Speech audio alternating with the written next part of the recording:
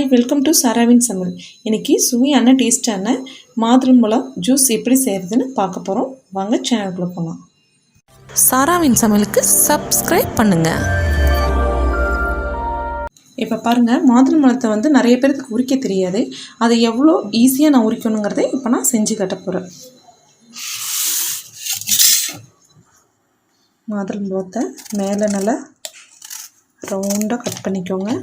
Cut பண்ணிவிட்டு இந்த 4 கார்னரை நல்லா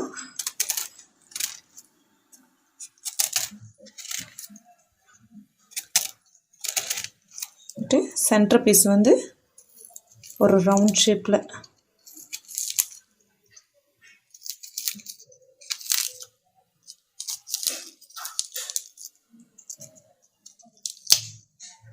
வந்துடுங்க. வந்ததுக்கப்புறம் ஈஸியாக இந்த 4 கார்னரை இழுத்திங்கன்னா வந்துடும் மாதுளம்பழம். இதை பேக் சைடு இப்படி பிடிச்சி ஒரு அழுத்து அழுத்தினீங்கன்னா மாதுளம்பழம் ஓப்பன் ஆயிரும். டக்குன்னு ஈஸியாக உங்களுக்கு அந்த மாதுளை செலுத்தியெல்லாம் பிச்சு எடுத்துடலாம்.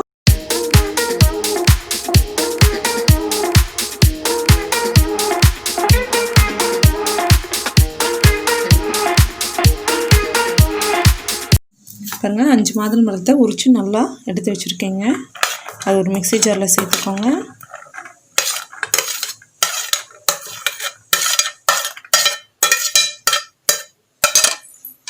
இது கூட கொஞ்சமாக நம்ம சுகர் ஆட் பண்ணிக்கலாம். ஒரு 3 டீஸ்பூன் நான் சுகர் போடுறேங்க. உங்களுக்கு தேவையான அளவு நீங்கள் போட்டுக்கோங்க. அப்புறம் ஒரு அரை சொம்பு தண்ணி நான் ஊற்றுறேங்க. இப்போ இதை நல்லா மிக்சியில் அடித்து ஜூஸி எடுத்துக்கலாம்.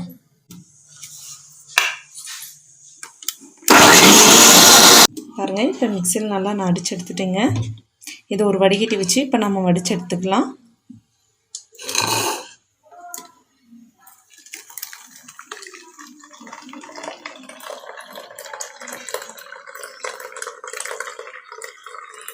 இதை ஒரு டைம் நான் அடிச்சிட்டேங்க. இது 2வது டைம் மறுபடியும் நீங்கள் போட்டு நல்லா அடிச்சுக்கோங்க.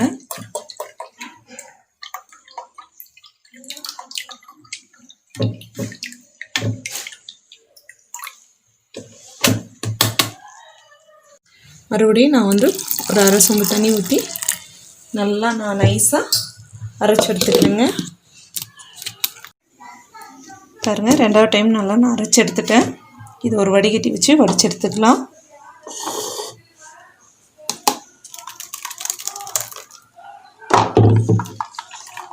ஏன்னா அந்த 2 டைம் ஒரே டைமில் அடிக்கலாம். நான் 2 டைம் அடிக்கிறேன்னா ஃபஸ்ட்டு அந்த இதெல்லாம் வந்துடும். உங்களுக்கு அந்த ஸ்லீவ்ஸில் இருக்கிறதெல்லாம் அப்படியே ஃபஸ்ட்டு சுற்றுலேயே வந்துடும். 2வது சுற்று அடிக்கிறப்போ உங்களுக்கு பாருங்கள், கொட்டை நின்றுட்டு ஃபுல்லாக அந்த இதை மட்டும்தான் எடுக்கும். கொட்டை அப்படியே நம்மளுக்கு நின்றுக்குங்க. அதுக்கு வேண்டிதான்.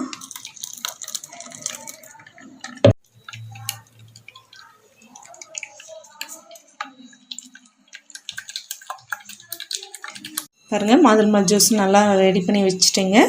இதை குழந்தைங்களுக்கு ரொம்ப நல்லதுங்க. ரத்தம் நல்லா உற்பத்தி ஆகும். அடுத்தது அல்சர் பேஷண்ட்டுக்கு இது ரொம்ப ரொம்ப நல்லதுங்க. இதை வீட்டில் நீங்களும் ரெடி பண்ணி பாருங்கள். சாராவின் சமையலுக்கு சப்ஸ்கிரைப் பண்ணுங்கள்.